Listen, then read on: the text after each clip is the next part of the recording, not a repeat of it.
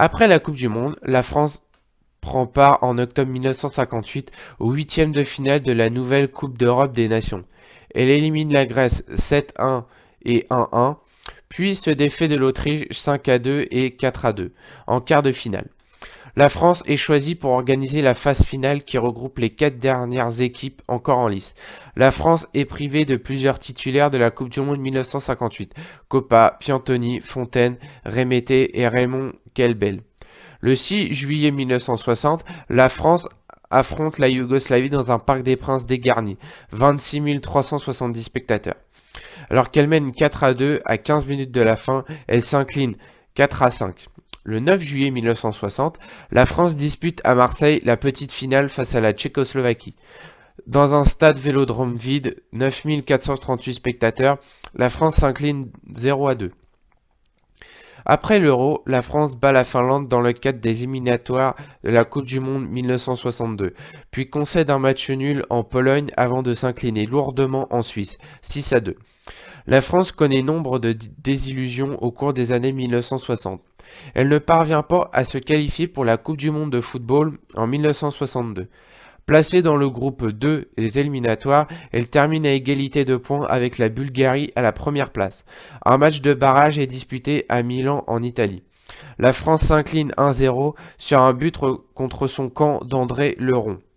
Après avoir éliminé successivement l'Angleterre puis la Bulgarie, l'équipe de France échoue au stade des quarts de finale de l'Euro 1964, battue par la Hongrie, 1-3 et 1-2.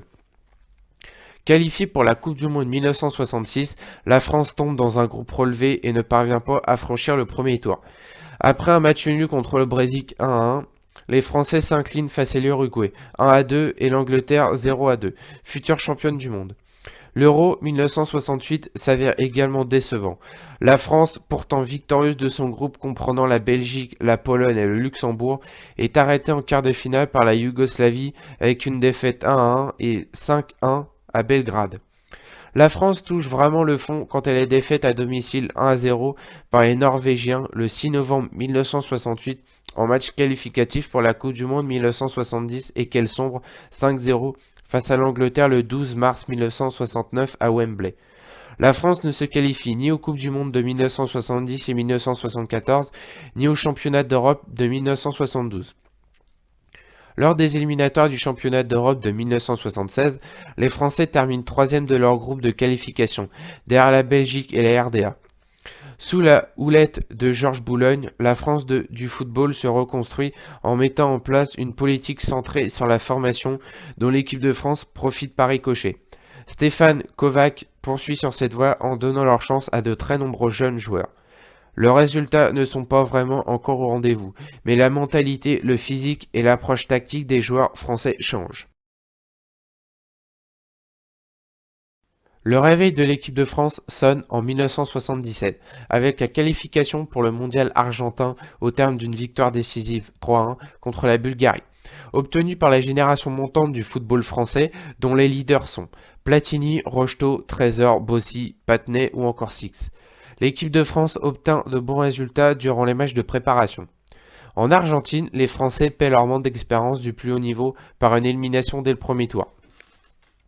Tombés dans un groupe particulièrement relevé, les Français font pourtant bonne figure en ne concédant que de courtes défaites face à deux des favoris de la compétition, que sont l'Italie 1-2, malgré l'ouverture du score par Bernard Lacombe dès la première minute du jeu, et l'Argentine 1-2, dont un pénalty litigieux sifflait à l'encontre de Marius Trésor.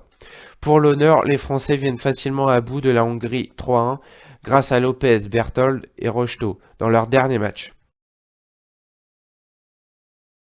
L'année 1982 démarre sous les meilleurs auspices. En effet, la France bat l'Italie 2-0 le 23 février à Paris. Les Bleus n'avaient plus battu les Italiens depuis 1920. Par la suite, les matchs de préparation sont bien moins probants. Défaite contre le Pérou, nul contre la Bulgarie et le Pays de Galles à chaque fois à domicile. Les Français débarquent au mondial espagnol en plein doute. La compétition ne peut pas plus mal commencer avec une cuisante défaite face à l'Angleterre, 3-1, dont un but de Brian Robson dès 27 secondes après l'engagement. La France redresse la tête grâce à une victoire 4-1 contre le Koweït, puis arrache sa qualification pour le deuxième tour en faisant match nul contre la Tchécoslovaquie 1-1. Au deuxième tour, les Français se défont sans grande difficulté de l'Autriche. 1-0, Gengini sur coup franc. Puis de l'Irlande du Nord 4-1, grâce à deux doublés de Girez et de Rocheteau, et accède aux demi-finales. C'est à l'occasion du match contre l'Irlande du Nord que Michel Hidalgo associe pour la première fois 4 joueurs à vocation offensive, Tigana, Gensini, Girez et Platini, au milieu de terrain. Le carré magique est né. Disputée à Séville, la demi-finale des Français contre la RFA est rentrée dans la légende du football. Qualité du jeu pratiqué, intensité, émotion. Tout a contribué à rendre ce match légendaire. Les deux équipes se quittent sur le score de 1-1 à l'issue du temps réglementaire après un dernier tir de Manuel Amoros sur la barre transversale à la 88e minute. Les Français, survoltés par l'agression commise par le gardien allemand Harald Schumacher sur Patrick Pattinson, inscrivent 2 buts coup sur coup à l'entame des prolongations par l'intermédiaire de Marius Trésor et Alain Girez.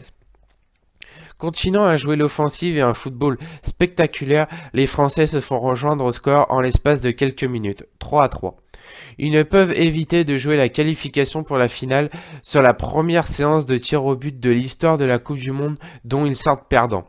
En l'absence des principaux titulaires, la France perd également le match pour la 3e place contre la Pologne, 3-2. 2 ans plus tard, la France arbore avec le statut de favorite le championnat d'Europe de football 1984, qu'elle dispute à domicile. Avec une génération arrivée au sommet de son art et le renfort de l'accrocheur Louis Fernandez au sein du carré magique, la France va répondre aux attentes. Après une entame délicate contre le Danemark, bien qu'elle gagne 1-0, la France écrase ensuite la Belgique 5-0, puis vient à bout de la Yougoslavie 3-2, grâce à 2 triplés de Michel Platini. En demi-finale, la France affronte le Portugal à Marseille. Menée d'un but à 5 minutes de la fin des prolongations, les Bleus égalisent, avant de prendre l'avantage dans les derniers instants du match sur une frappe de Platini, consécutive à un rush historique de Jean Tigana, 3-2. En finale contre l'Espagne, un coup franc de Platini qui surprend le malheureux portier espagnol Luis Arconada débloque un match jusque-là verrouillé. Grâce à l'estocade portée en fin de match 2-0 par Bruno Bellone, l'équipe de France de football remporte le premier titre majeur de son histoire. Elle se porte enfin au sommet du monde en battant l'Uruguay, détentrice de la Copa América 2-0 à Paris en 1985, pour le compte de la Coupe intercontinentale des Nations. Pour la Coupe du Monde 1986, la France fait à nouveau figure de favorite. Mais amoindrie par les blessures récurrentes de leurs 2 meneurs de jeu Platini et Giresse, les Bleus, emmenés par Henri Michel, peinent à retrouver l'état de grâce de 1984. La France se sort sans grande difficulté mais sans panache d'un premier tour largement à sa portée contre le Canada 1-0, l'URSS 1-1 et la Hongrie 3-0, avant d'affronter l'Italie en 8e de finale. La France l'emporte 2-0 au terme d'un match remarquablement maîtrisé grâce à des buts de Platini et Stopira sur 2 passes décisives de Rocheteau. La France sort victorieuse de ce duel au sommet entre les 2 champions du monde et les champions d'Europe en titre. En quart de finale, la France retrouve sur sa route le Brésil. Pour beaucoup, c'est un match entre les 2 équipes qui pratiquent le plus beau football. À cette époque, les Français sont d'ailleurs souvent surnommés les Brésiliens de l'Europe, en hommage à leur jeu spectaculaire et systématiquement tourné vers l'offensive. Le match tient toutes ses promesses, à tel point que Pelé le qualifie de match du siècle. Dominateur, les Brésiliens ouvrent rapidement la marque par Careca, avant que Platini ne ramène les 2 équipes à égalité en reprenant un centre de Dominique Rocheteau. La prolongation spectaculaire au cours de laquelle les 2 équipes se procurent chacune de franches occasions ne change pas le score, 1-1. Et les Bleus se qualifient 4-3 au tir au but, à l'issue de l'épreuve des tirs au but et de la tentative réussie de Louis Fernandez. En demi-finale, la France retrouve la RFA pour ce qui est considéré comme la revanche de Séville, 4 ans plus tôt. Mais de revanche, il n'y en aura pas.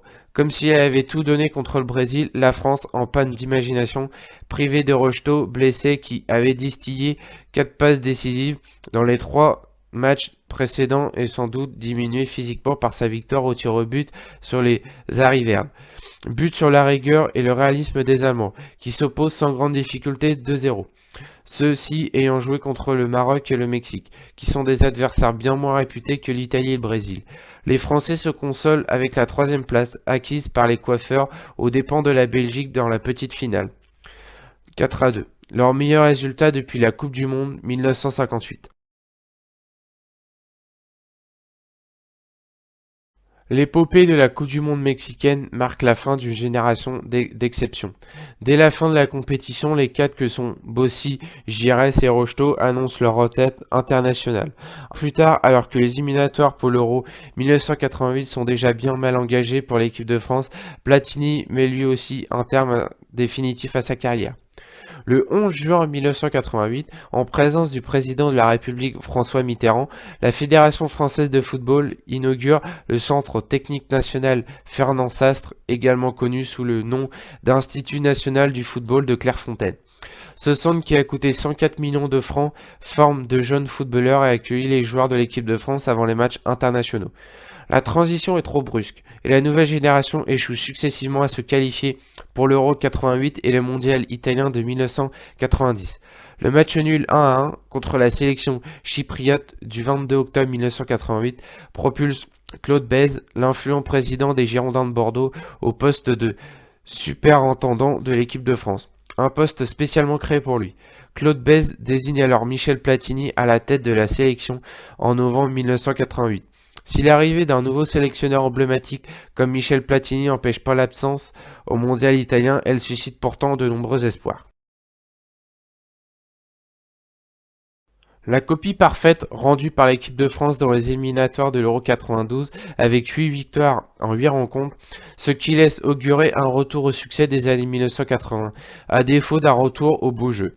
En effet, voyant sa marge de manœuvre limitée par la faiblesse des individualités dont il dispose, le sélectionneur Platini a construit une équipe à vocation très défensive, sans véritable milieu créateur, et qui compte sur les deux grands joueurs français de l'époque, Éric Cantona et Jean-Pierre Papin, pour faire la différence en attaque. Alors que l'équipe de France a remporté tous ses matchs de qualification, les matchs de préparation à l'Euro 92 sont bien moins convaincants. En conséquence, peut-être, lors de l'Euro 92 en Suède, la France est incapable de confirmer son parcours des éliminatoires et tombe sans gloire dès le premier tour, après 2 matchs nuls contre la Suède 1-1 et l'Angleterre 0-0, et une défaite 1-2 contre le Danemark, futur vainqueur du tournoi. Dans les mois qui suivent, l'équipe de France, forte d'un effectif à la qualité en hausse, semble retrouver des couleurs, mais il faut tout de même attendre le 14 octobre pour que la France gagne un match en 1992 avec un succès 2-0 contre l'Autriche en qualification. Mais lors des éliminatoires de la Coupe du Monde 1994, les Bleus s'effondrent dans la dernière ligne droite, alors qu'il leur suffit pour se qualifier d'une victoire face aux modestes joueurs israéliens ou d'un nul contre la Bulgarie lors de leurs 2 derniers matchs. Ils concèdent coup sur coup 2 cuisantes défaites à domicile à l'automne 1993. D'abord sur le score de 2-3 contre l'Israël, puis 2-1 contre la Bulgarie, mais à chaque fois un but encaissé à la dernière minute. Les Français manquent une qualification qui leur semblait pourtant bel et bien promise.